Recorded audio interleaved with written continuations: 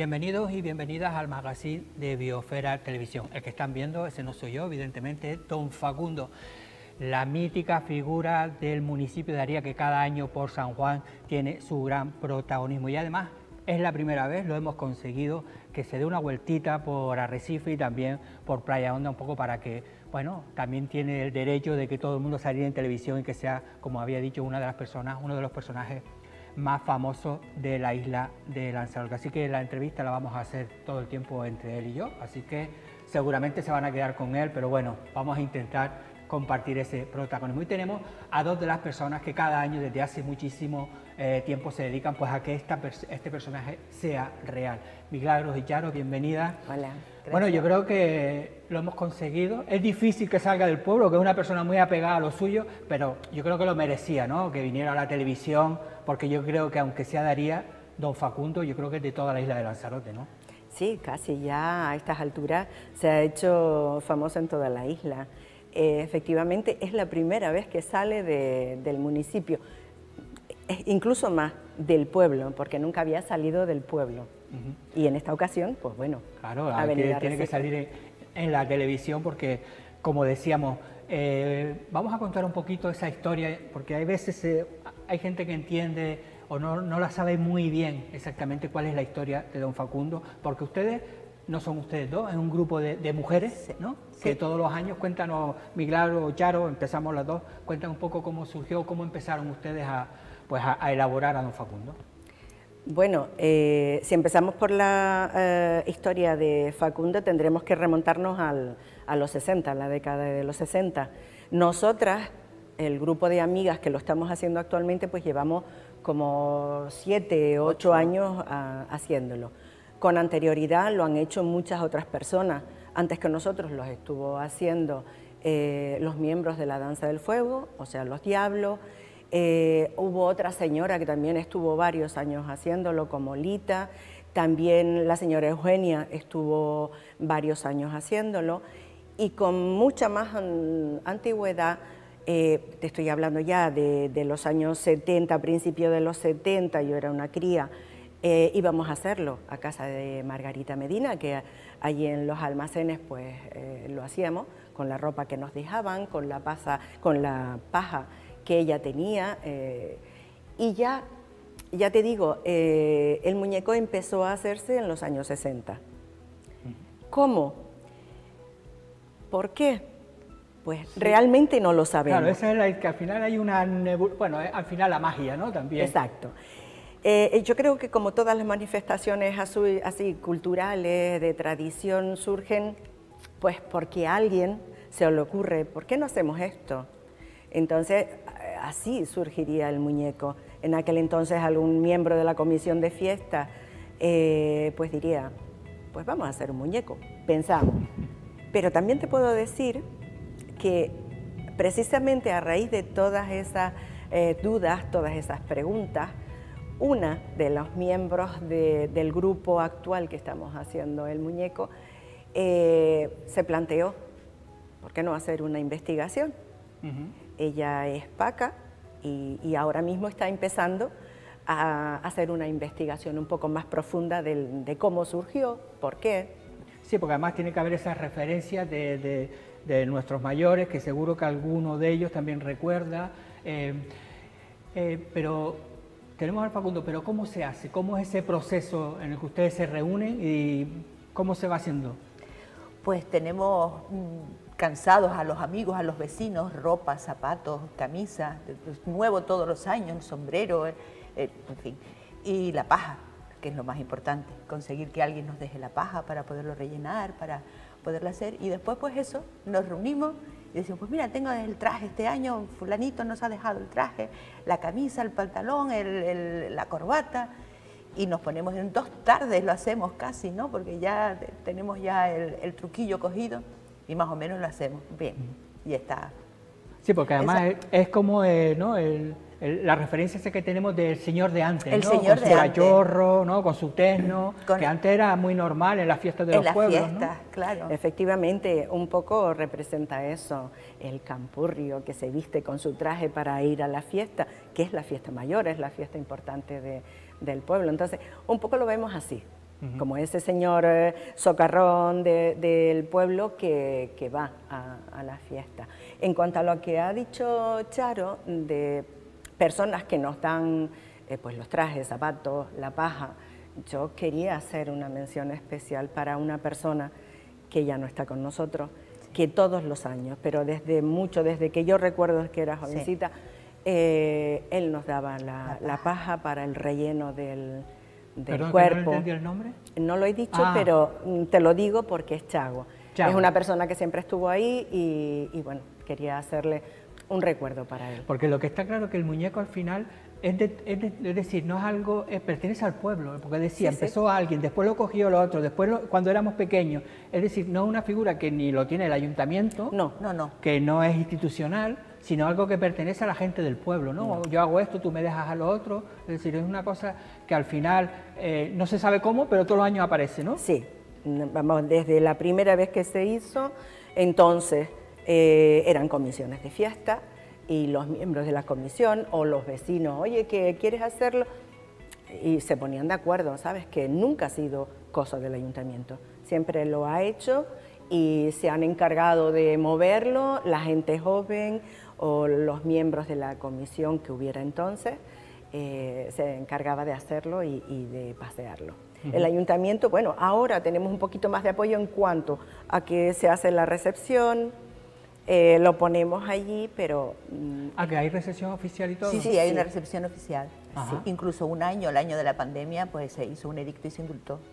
No se podía quemar, así que ese año... ¿Pero ya fue al ayuntamiento entonces? Sí, ya fue. Nosotros lo hacemos y lo entregamos al ayuntamiento, vamos a que lo recepcione el ayuntamiento. Y ese día se sacan las fotografías el alcalde y después pues se sienta allí en la puerta del ayuntamiento y ya se sabe todo el mundo que pasa el centro del pueblo, ¿no? Todo el mundo que pasa por ahí ya sabe que Facundo ya está en marcha. Porque una de las cosas que yo creo que también ustedes las han hecho en los últimos años, es decir, antes don Facundo salía casi 2 días antes de la fiesta, prácticamente era hacerse, dar una vueltita por el pueblo y quemarse, pero en los últimos años lo que han hecho es que ya forma parte de ese paisaje casi 10 o 15 días antes. Sí, de hecho lo estamos haciendo ahora con mucha más antelación. Entonces se hacía pues 2 o 3 días antes y se colocaba, ya te digo, algunos de los chicos que colaboraban, los sentaban en la barbería del Mudo de Ladislao hasta que por la tarde ya lo recogían para quemar. En muchas ocasiones, si querías verlo, tenías que ir antes de la hoguera para poder verlo, porque no se paseaba como ahora. Ahora está más novelero. Sí, yo lo he visto en la plaza echándose un poquito de vino. Hombre, claro, le gusta. ¿Y qué dicen? Porque claro, me imagino que la gente de aquí más o menos, aunque se quedan sorprendidos, pero ¿qué dicen los turistas cuando ven?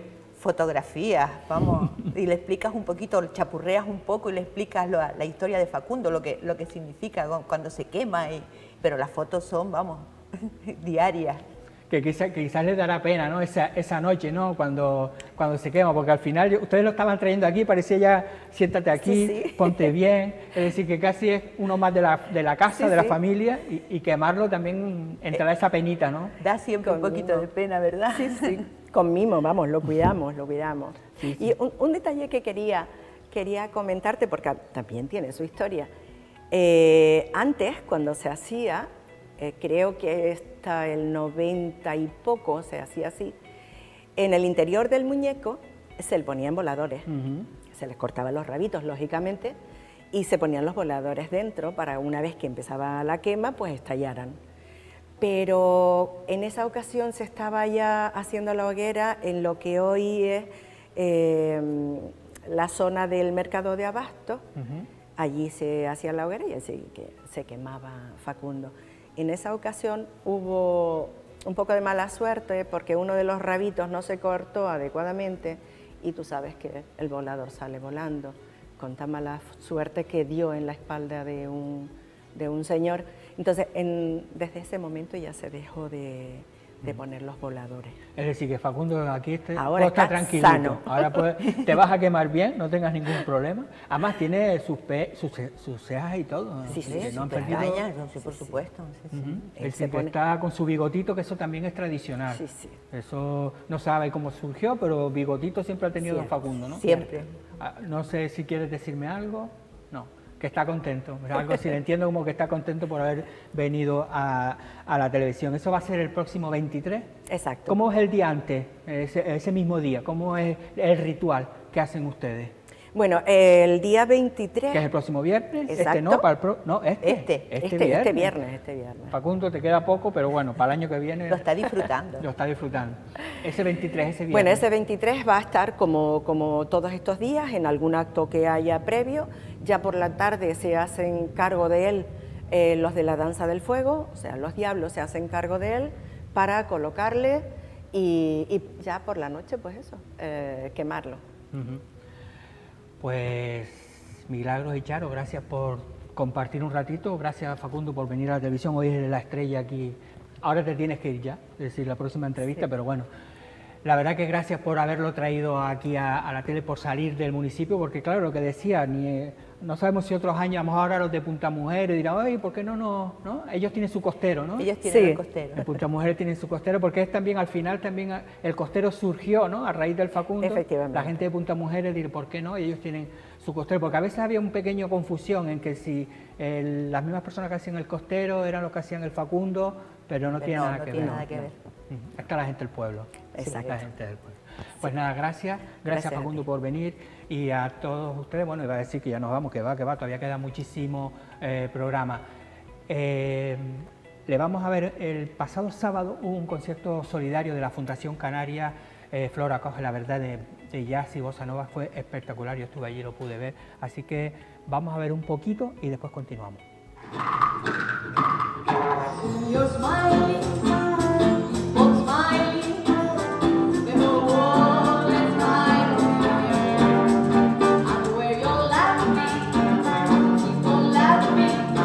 Bueno, nos encontramos hoy en este Teatro Atlántida para respaldar el programa de inclusión social de la Fundación Canaria Flora Coge. Aunque bien es verdad que a lo largo de los años este programa ha evolucionado para abordar las necesidades de diversos colectivos en situación de vulnerabilidad.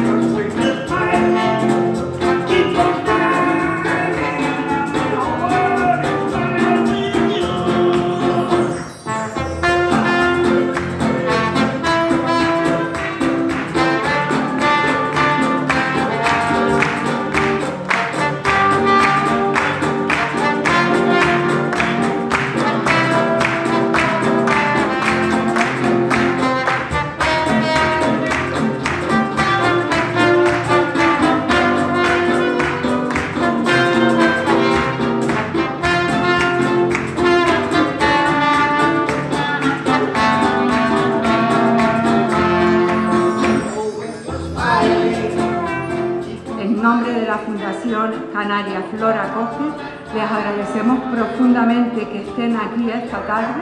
Cada uno de ustedes es parte del cambio que queremos para nuestra sociedad. Disfruten de esta velada llena de música y solidaridad. Juntos y juntas vamos a poder marcar la diferencia y crear un mundo más inclusivo y justo para todos.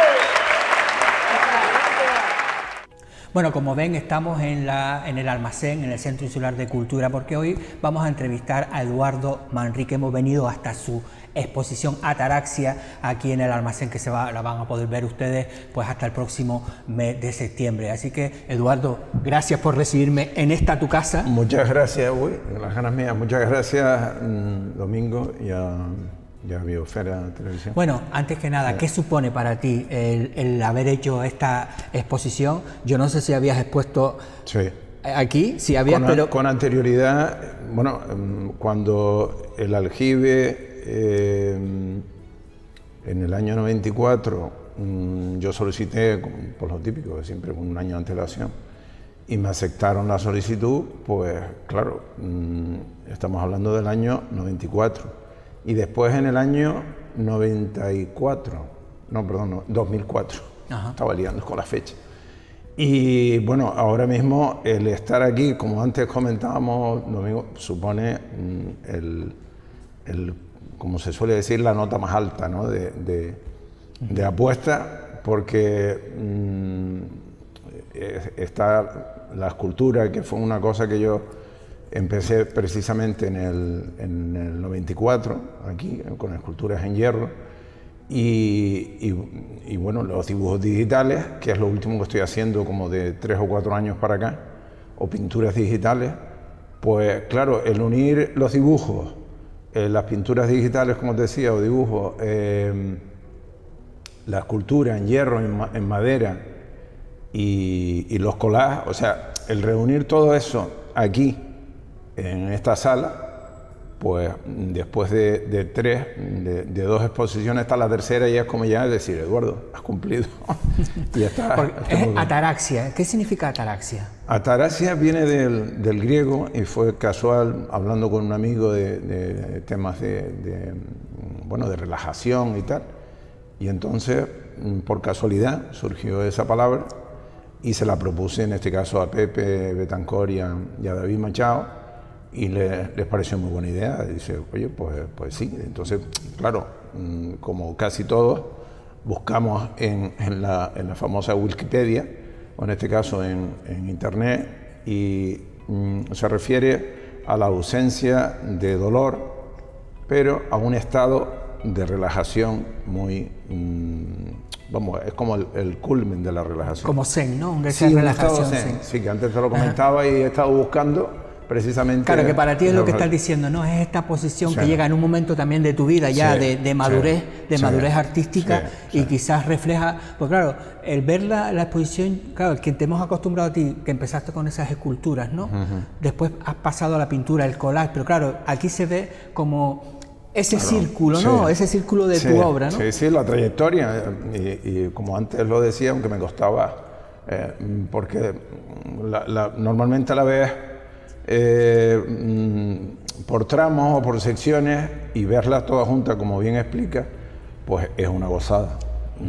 Claro, la gente que a lo mejor no ha estado aquí, pues no se imagina el poder mezclar los dibujos, los simples dibujos que suelen ser los bocetos, tanto como para collage como para escultura, y luego que la última pieza que hice, que es de 3 metros por 80, que es el dibujo que se ve al entrar, pues claro, pasarla a un bastidor y una técnica que es la usual, la que se utiliza en publicidad, pues todo eso me ha generado pues lo que hablamos antes, ¿no? Claro, Eduardo Manrique, cuando hablamos del apellido Manrique, en tu vida ha tenido, pues evidentemente esa influencia, porque la has tenido tu tía, pero también muchas veces ese San Benito, ¿no? Por decirlo. Sí, eres Manrique, ¿no? Claro. ¿Cómo has vivido tú? Pues fíjate, para mí siempre ha sido, incluso me acuerdo con mi tío en vida, y Cipriano Fierro, ¿te acuerdas? Que un poco uno de los creadores del almacén. Sí, que fue el director también y tal. Y bueno, pues no recuerdo bien la respuesta de mi tío, porque yo en aquella edad creo que tendría 16, 17 o 18 años y ya ha pasado mucho tiempo. Pero sí recuerdo precisamente el comentario de Cipriano, y me dice, bueno, ¿cómo te llamas tú? Digo, pues yo me llamo Eduardo Manrique. Dice, pues bueno, lo tienes que decidir tú. Claro. Lo tienes que decidir. Y con respecto luego a la gente, ese sentido de ironía que pueden tener hacia mí, como, tú eres Eduardo Manrique, y qué vienes, como a la sombra de tu tío. Digo, mira, disculpa, si te quieres montar una película, te la puedes montar. Yo, de las cosas que más puedo estar tranquilo en mi vida, es que siempre he tratado de respetar la obra de mi tío, y que me haya influenciado, para mí no es una duda, sino todo lo contrario, es una seguridad, porque creo que a él le influenció Matisse, o le pudo haber influenciado Picasso o los grandes pintores, o incluso con más anterioridad, como puede ser Goya o yo qué sé, o Sorolla, que hoy, este año, casualmente es el aniversario. Es que, de todas ¿no? formas, es que sí. Entonces, si analizamos la trayectoria de muchísimos artistas de Lanzarote, evidentemente en muchas de esas obras vemos esos rasgos marniqueños, ¿no? Bueno, es decir, claro, y nadie cuestiona en esos momentos, sí, evidentemente. Sí, pero claro, yo creo que esta exposición también, yo creo que pone también en valor esa obra tuya. Es decir, yo creo que a aquellas personas que podían tener alguna duda, yo creo que entras aquí y dirás, es un artista con personalidad propia. Yo espero que ya terminen de entenderlo, porque yo desde luego no lo pienso explicar más. La obra se explica sola. Muchas veces, que yo lo he comentado precisamente con David o con Pepe, ¿no? El explicar demasiado la obra, yo creo que no le hacemos un favor a mucha gente porque no tiene esa costumbre de traducir lo que no ve de forma figurativa. Pues oye, a cada persona le estimula de una manera, y yo creo que eso es un instinto muy básico que se debe ver de esa manera, ¿no? En la escultura podemos ver muchas referencias a los barcos, ha sido uno de tus líneas de trabajo, ¿no? El mar, ese arrecife portuario. ¿Por qué esa influencia tanto? Bueno, evidentemente, vivimos en la costa. Claro.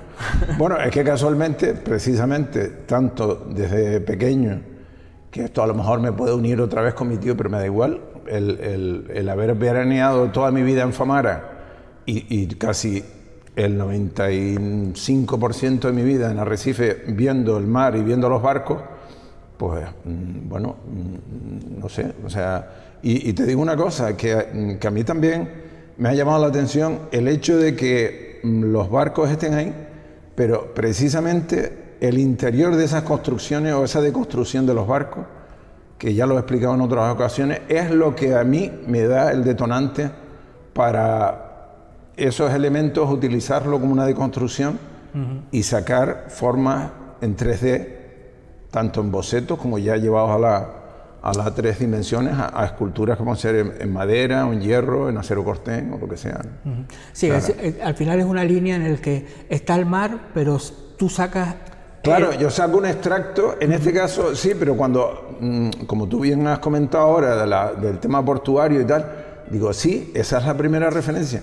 Pero yo, por ejemplo, cuando precisamente le decía a David cuando hablamos y tal, o a Pepe que hablamos del arte y tal, o de mis cosas, es que yo cuando estoy en una carpintería de Ribera y veo las entrañas de la construcción naval, ahí ya me desaté. O sea, es que dije, pero no solo en la construcción naval, sino en la ingeniería aeronáutica o en la construcción de edificios, que yo pongo el ejemplo del Guggenheim en Bilbao, que es un edificio escultórico.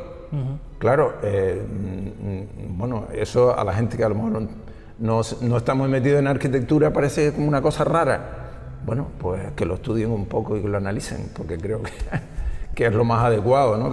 Para mí esas son las influencias básicas, ¿no? Después tenemos los collages, que justo están detrás de nosotros. Sí. Yo creo que también ha sido uno de los precursores de los collages, ¿eh? Es decir, ahora mismo el collage está cogiendo como un nuevo auge, claro. Pero tú del collage ya venías trabajando durante muchísimos años. Yo llevo, creo que casi 40 años y en algunas ocasiones algún amigo cercano me dijo, ¿y por qué esa insistencia? Digo, bueno, porque a mí me da esa opción a que algunos collages me llevan al 3D de una posibilidad de una futura escultura, como es el caso precisamente de este. Esta escultura surgió en un collage, luego hice una maqueta en cartón y luego la pasé a acero corten. Y bueno, y ahí está, y es una referencia, referencia más, ¿no?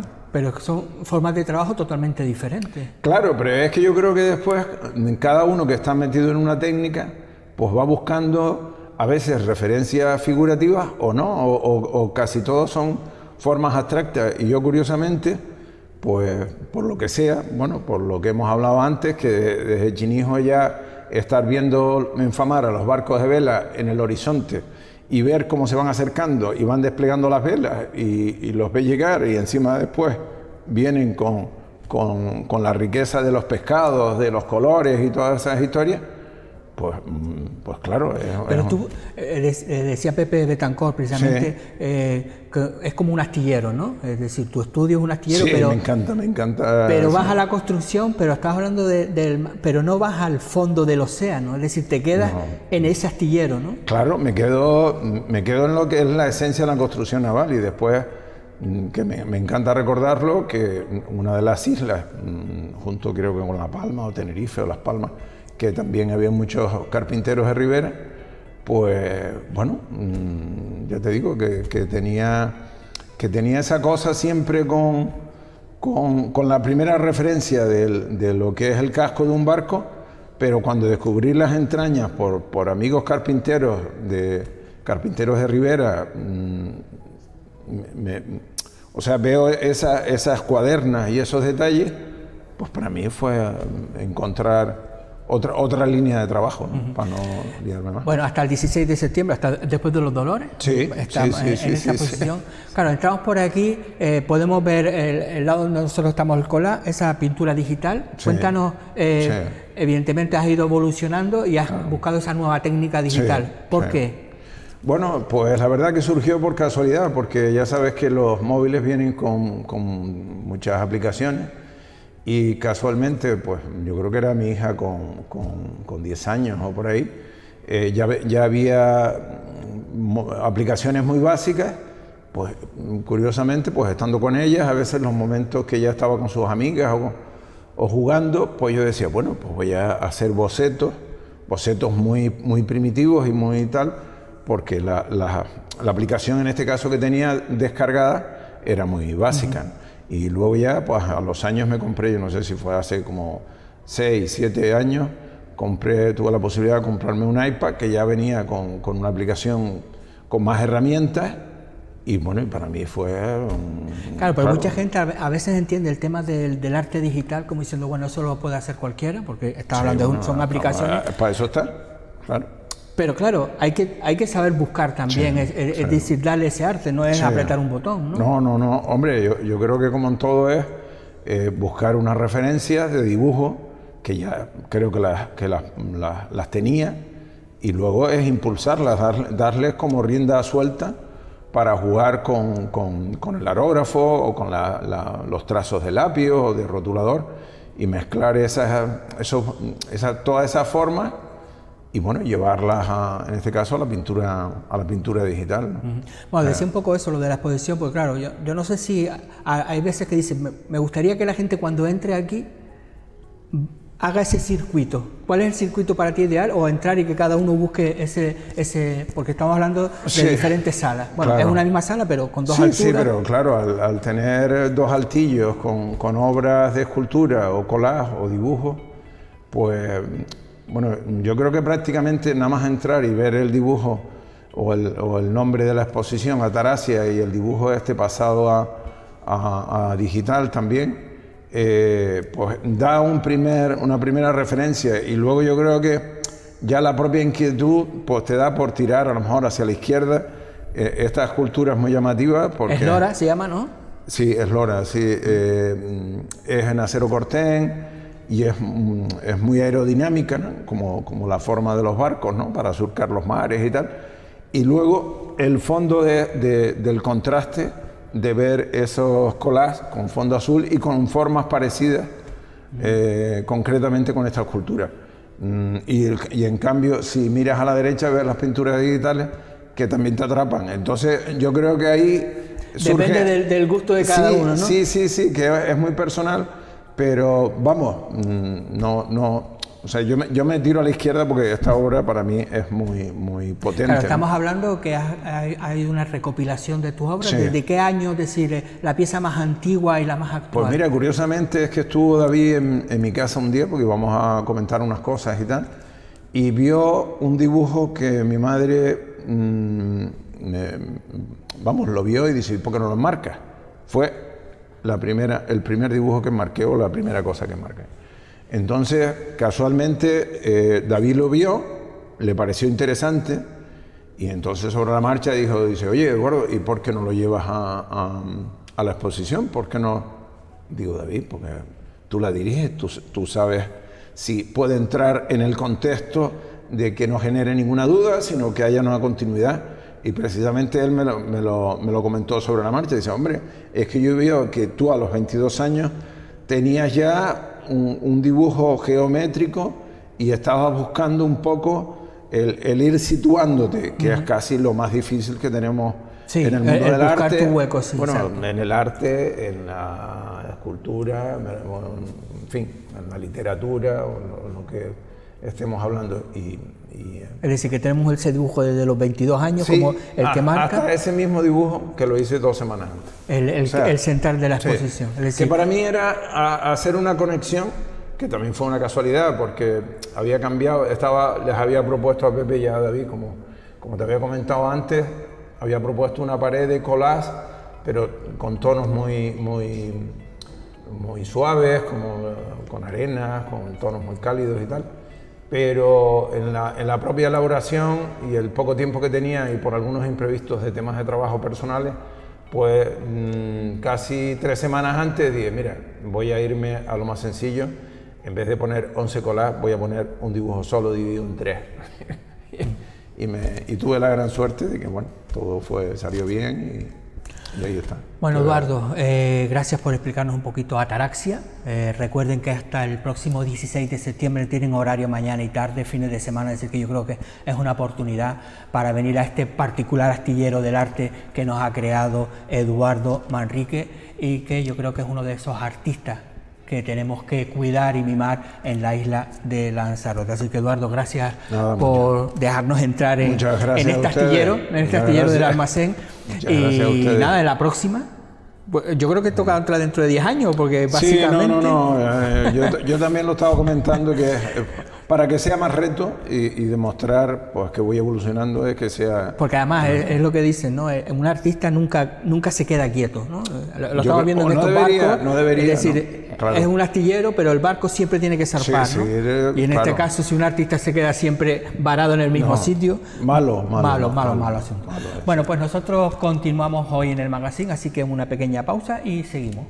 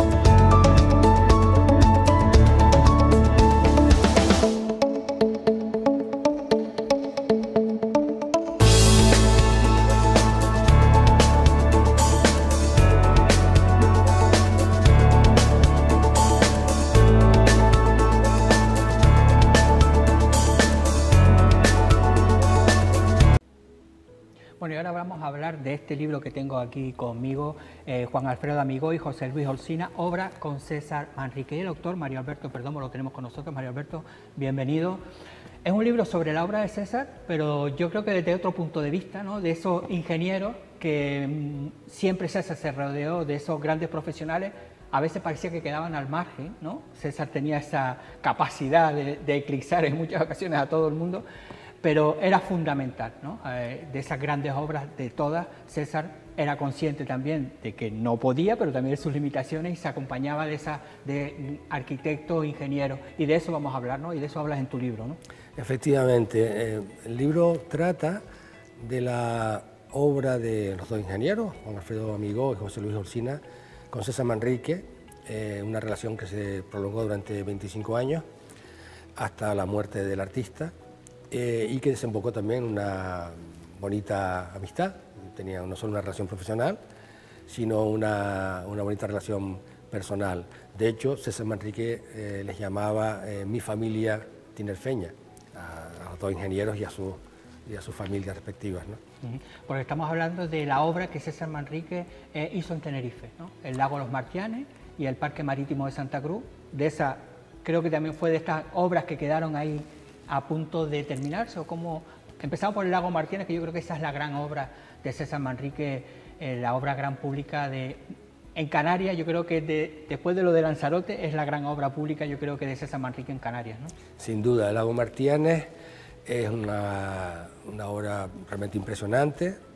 El éxito, hay que pensar que solo viendo el número de personas que han pasado por el lago Martianes durante todos estos años, desde finales de los años 60, la segunda fase en los 70, hasta el día de hoy, en un lugar turístico muy potente, pero orientado a la vertiente norte de las islas, donde bate el mar con fuerza, donde el viento sopla con fuerza, pues esa intervención de ese conjunto de piscinas, esa integración de arte y naturaleza tan característica de César Manrique, dotó al puerto de la Cruz de un potencial turístico del que todavía hoy están viviendo. Es la obra más representativa, la obra que comenzaron juntos y terminaron juntos. Y luego hay otra obra, tú citas el Parque Marítimo de Santa Cruz, en efecto, es una obra que proyectaron juntos, pero César murió prácticamente al comienzo de las mismas, ellos la terminaron. Forma parte del catálogo de obras inconclusas de César Manrique, que quedaron a medio hacer debido a su muerte, y que al menos la Fundación César Manrique no considera obra específica de César Manrique. Que también está lo del Parque del Mediterráneo en Ceuta, ¿no? También ellos trabajaron sobre eso. César Manrique también viajó a Ceuta, pero fue de esas que se quedó inconclusa. Pero claro, me gustaría que un poco explicaras cuando dices la Fundación no la considera de César Manrique. La gente dirá, pero hombre, si César Manrique hizo el proyecto, lo tenía todo preparado. ¿Por qué la Fundación dice no, pero no es de César? Hay algo que lo explico de una forma muy sencilla. El mismo ejemplo lo tenemos con el islote de Fermina en Arrecife, una obra de finales de los 60 que quedó inacabada, que terminó muy recientemente. La clave está en la manera de trabajar de César Manrique. Era un hombre que a pie de obra, inspirado por lo que sentía, por lo que percibía, por su concepción de la armonía, de la belleza, etc., intervenía mucho en relación con lo proyectado inicialmente. Siempre eran unos cambios para mejor. Por tanto, ¿cómo hubiese quedado el Parque Marítimo de Santa Cruz o el Parque Marítimo de Ceuta, que está en el mismo caso, si César Manrique hubiese intervenido desde el principio hasta el final en la ejecución de la obra?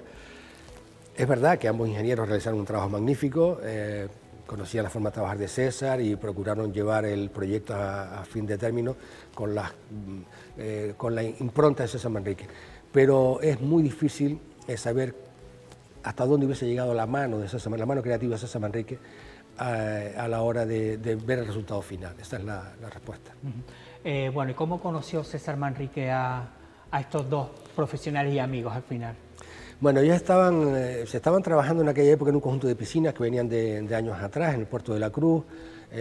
Son piscinas características de estas zonas de las islas occidentales, digamos que aprovechando la fisonomía natural del borde del litoral y protegiéndolo del oleaje, unas piscinitas naturales y tal. Había la intención de mejorar aquello y entonces un hotelero que estaba interesado en que saliera bien, conocía la obra de César Manrique, había estado recientemente en la isla, y hicieron la sugerencia de que por qué César Manrique no se incorporaba a darle el toque final a esa pequeña intervención. Así fue, Pero claro, que ello derivó, primero se conocieron los dos jóvenes ingenieros, con un historial ambos, Olcina y Amigó, pues realmente una hoja de servicio profesional excelente, brillante. Se conocieron, empataron muy bien, se vinieron arriba, si me permite la expresión, Domingo, y decidieron dar un paso más. Y la idea que César Manrique dibujó en una servilleta, se ha contado en alguna ocasión, la convirtieron en un proyecto, la presentaron al ayuntamiento y el ayuntamiento pues decidió tirar adelante con un proyecto que surgió de una pequeña intervención, vieron las posibilidades de hacerlo a una escala muchísimo mayor y tuvieron la suerte de que la corporación municipal en aquella época apostó decididamente por aquel proyecto.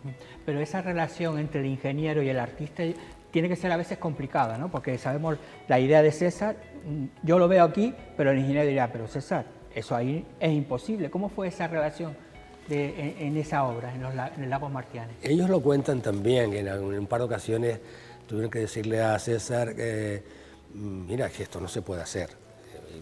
Ellos cuentan, tienen muchas anécdotas, una de las anécdotas que cuentan es que el propio Manrique les decía, vamos a ver, si estamos yendo a la Luna, acabamos de ir a la Luna, ¿cómo que esto no se puede hacer? Ellos se esforzaron muchísimo en buscar soluciones técnicas a las propuestas artísticas de Manrique. Cuentan, por ejemplo, que una que no pudieron llevar a término es la que está en la sala de fiestas, en la sala Andrómeda, en la que Manrique quería colocar unas cristaleras donde se viese el fondo de las piscinas y la gente bañándose desde la sala de fiestas y tal. Ellos cuentan que en aquel momento la tecnología no permitía, había un riesgo muy grande de sismicidad y ese tipo de cuestiones, y por razones de seguridad, y no pudo llevarse a término. Pero sí comentaban el otro día en la presentación del libro que hoy en día vamos perfectamente en esas, por ejemplo, en un acuarium hay unas enormes... Claro, que se ven. La ciencia ha dado respuesta a ese tipo de cuestiones. Hablabas de la presentación, el libro se presentó en el Colegio de Ingenieros Canales y Caminos en Santa Cruz de Tenerife y estuvieron ellos, ¿no? Efectivamente. Todavía están entonces vivos, ya son mayores, ¿no? Claro, y están estupendos los dos. Ya tienen, si no me equivoco, 86, 83 años. Que a veces también presentar un libro de alguien que está vivo también tiene que decir, oye, te pueden decir, mira, eso no lo dije. No, está clarísimo, vamos, yo me limité a contar brevemente de qué trata el libro, porque mi tarea consistió en escucharles, en investigar, en ver proyectos, hemerotecas, documentación en la propia Fundación San Manrique, pero básicamente son sus testimonios, y es darle forma y ordenarlo. Esa ha sido mi tarea. Pero claro, una presentación de un libro, Domingo, en la que están presentes las personas que dan sentido al libro, ¿qué vas a contar? ¿Una anécdota? No puede. Lo que hice fue darles paso, como es natural, y pedirles que contaran básicamente dos cosas. Uno, lo que significó trabajar para ellos, trabajar con César Manrique en su vida personal y profesional, y que contaran unas anécdotas. Eso hicieron, efectivamente. Porque al final yo creo que, y yo creo que la pasó a César con mucha gente, de esa simbiosis, ¿no? Es decir, de César yo me imagino que a lo mejor si se analiza la obra de estos ingenieros, el antes y después de César, seguro que tiene que ser diferente. Ellos lo cuentan también, lo han contado a menudo, lo contaron en el propio colegio. De los ingenieros suele decirse que son personas frías, calculadoras, que dominan, tienen esa habilidad, pero que después no tienen esa otra habilidad más, digamos, del paisajismo, de la integración del arte y la naturaleza, por decirlo de alguna manera. Yo creo que esto, en el caso de estos dos ingenieros, no es verdad. Habrá ingenieros que sean de una manera y habrá ingenieros que sean de otra, como habrá arquitectos que sean de una manera y arquitectos que son de otra. Y yo creo que ellos aprendieron, ellos lo cuentan también en un apartado que es la forma de trabajar de César y lo que ellos aprendieron, y es a ver las cosas de otra manera. César Manrique lo hacía aquí, nos enseñó a ver la isla de otra manera. Sí, los propios trabajadores de los centros siempre lo dicen, cómo les hizo cambiar esa mentalidad de lo que podía ser un agujero a ser una obra de arte, ¿no? O una piedra. O una piedra. Es una piedra, no, pues es otra dimensión de la piedra en su contexto, en una obra creativa. Este es el gran, yo creo que para ellos sigue siendo una experiencia tremenda, que ellos viven con gran emoción y con gran intensidad, y no fue una tarea fácil. Ellos se dedicaban nada menos que a coger las ideas de César, dibujos, bocetos, en un papel, una cuartilla donde primero encontraba, y convertirlas en proyectos. Yo me imagino que también algún cabreo se tuvieron que coger. Pues creo que no, ellos no cuentan, al contrario, ellos dicen que desmienten, creo que con gran acierto, algo que se ha dicho de Manrique y que pienso que es falso, ¿no? Que es que Manrique siempre estaba haciendo y deshaciendo a cada rato. Esto no es cierto. Ellos dicen que sí, que en alguna ocasión se vieron así, pero era una cosa excepcional y que en todo caso siempre tenían en cuenta la idea del proyecto, o sea que todo estaba en un conjunto donde había operarios, ingenieros, arquitectos, aparejadores, máquinas, personas que tenían que trabajar y esto no ocurría. Y cuando intervenía era para mejorar algo o para solucionar algo, digamos, una cosa que él hacía mucho que era enmascarar. Enmascarar... Tiramos esto, no, lo hacemos así y queda bien. Porque además trabajaron en este proyecto, pero también hay muchísimos... Claro, César murió joven, porque hay que decirlo que estaba en una plenitud artística también, porque tenía muchísimos proyectos, y ellos tenían también con César, en Gran Canaria, tenían también una especie de parque marítimo en el Confital, que mala suerte también, mira que podía haber trabajado en esa zona, que quedaron muchísimas ideas ahí en el tintero, ¿no? Efectivamente, también se aborda algunas ideas que no pasaron de... No llegaron a convertirse en proyectos como lo entendemos, en proyectos un tocho así grande, con todo el detalle. Por ejemplo, el caso que tú citas, Domingo, el parque marítimo en Confital, en Las Palmas de Gran Canaria, llegaron a hacer una maqueta que llegó a estar expuesta en la ciudad de Las Palmas de Gran Canaria, pero por cuestiones de mala suerte política, por decirlo de alguna manera, había un alcalde muy empeñado en sacar eso adelante, hubo un cambio en la corporación, hubo un periodo largo de inestabilidad política y aquello se cayó en el olvido. Pero esa maqueta, yo he visto unas fotografías, ya no existe, unas fotografías de ella, en una propuesta, a mi modo de ver, interesantísima para esa zona de la ciudad de Las Palmas de Gran Canaria. Y hubo otras ideas que tampoco prosperaron, un mirador en La Palma, por ejemplo, un centro de interpretación en la zona de Doñana, no sé si las inmediaciones del Parque Nacional, y algunas cosas de este tipo que, bueno, no pasaron de ideas y nunca llegaron a prosperar. Sí, pero lo que está claro es que la relación era ya potente entre ellos, ¿no? Es decir, a la hora de que ya César decía, quiero contar con estos ingenieros, porque eso a veces tiene que ser muy difícil para una persona como César, ¿no? Confiar en alguien. Sí, efectivamente. Manrique en Lanzarote tenía, digamos, su equipo, como todos conocemos, la gente vinculada a lo que fue vías y obras en el Cabildo de Lanzarote, operarios, Luis Morales Padrón, Jesús Soto, operarios de todo tipo, colaboradores magníficos. Gente después también que, ¿verdad?, que convirtió algunas ideas en proyectos arquitectónicos, por ejemplo. El caso de Cáceres, con el Mirador del Río. Pero en Tenerife eran ellos, Olcina y Amigó. Y cuando a César le proponían algo, era, vale, pero si están Olcina y Amigó, la relación llegó a este nivel. Y luego cuando César falleció, efectivamente, estaban comenzando a trabajarse en el Parque Marítimo de Ceuta y el Parque Marítimo de Santa Cruz de Tenerife. ¿Quién sabe si su vida se hubiese prolongado por 10 o 15 años más? ¿Qué más cosas hubiesen ocurrido en Tenerife, en otras islas de Canarias, en otros lugares o en la misma Lanzarote? Eso no lo sabemos. Sí, porque lo que es verdad es que César sí tenía muchísimos proyectos, es decir, no es que su cabeza, sus ideas iban por todas las islas, salir fuera, es decir, que estaba en un periodo, yo creo que vital de su obra, importante. Además, me imagino que todo ese bagaje anterior le permitía ya también afrontar todos esos retos, ¿no? Sí, yo pienso que, en mi opinión, murió en un momento espléndido de creatividad. Acababa de inaugurar la Fundación César Manrique, su legado, su testimonio, el cuidado de su obra, la explicación de su vida artística quedaba a resguardo. Recordemos que murió 6 meses después prácticamente de la inauguración de Taro de Taiche. Digamos que tenía su vida en armonía y en paz. Llevaba un par de años viviendo en su nueva residencia de Aría, donde vivía pues, de una forma mucho más apacible, de una forma que yo creo que también en un contacto más estrecho con la naturaleza y con mayor tranquilidad que de las numerosas visitas que se agolpaban a las puertas de Taro de Taiche pidiendo ver la casa o que los recibiera. que también era parte a veces de culpa de él, que abría la puerta a todo el mundo. Que era inevitable, no podía trabajar en definitiva. Y estaba en Aría, pues, en su taller, pues ya proyectando, pintando, dedicándose a la pintura, que es lo que realmente a él también le apasionaba. Pero claro, siempre surgían cositas de este tipo, una idea, una autoridad política, un ayuntamiento, un cabildo que le proponía esto o lo otro, o que él también tenía ilusión de hacer, ¿no? Una pena no haberlo tenido 10 o 15 años más. Hay una de las anécdotas que cuentas en el libro que los que son católicos dirán, pero este hombre, esa plaza que quería hacer enfrente de la Basílica de la Candelaria, a ver, cuéntanos, ¿qué es lo que sucedió con la Basílica? Afortunadamente no sucedió.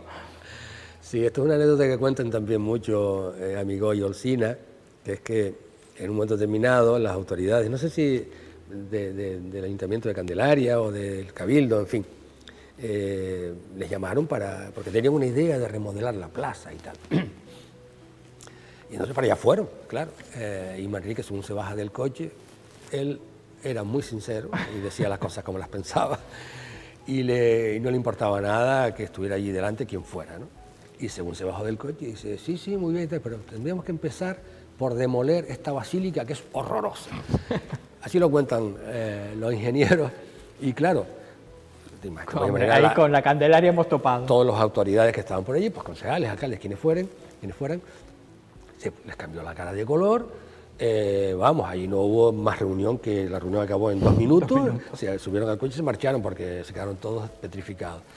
Bueno, no sé qué hubiese pasado con la plaza de Candelaria y con tantas cosas más de haber intervenido César Manrique con estos ingenieros, con otros colaboradores, y que su mano se hubiese posado en ese lugar. Sí, pero lo que está claro es eso, que hay obras que, además vas ahora mismo a los lagos Los Martianes y son obras que no pierden actualidad ni vigencia. Esa yo creo que era uno de los grandes, el gran poder que tenía César Manrique, ¿no? Que la podías hacer en los años 70, pero estamos en el 2023 y la vemos con ojos diferentes, pero siempre te impresiona, aunque vayas 2 o 3 veces. Sí, son obras ya que tienen medio siglo de vida. Como los centros turísticos también tienen ya en torno a 50, 60 años, depende de cuál estemos hablando. Pero el hecho cierto es que aquello está lleno de gente. Si hacemos un cálculo de cuántas, por rentabilidad económica, o lo que el Lago Martianes ha aportado a la ciudad del Puerto de la Cruz, me parece que estaríamos hablando de cifras mareantes en lo cuantitativo, en lo puramente económico, y en lo cualitativo, en el bienestar que ha generado a personas que han ido a visitar Puerto de la Cruz y han disfrutado de esas instalaciones, son bien de interés cultural, están protegidas, o como contaba el propio alcalde de Santa Cruz de Tenerife, en la presentación del libro, contaba el gran éxito del Parque Marítimo de Santa Cruz, al punto de que el año pasado hubo un montón de días en que tuvieron que colgar el cartel de no se puede entrar, overbooking, está lleno.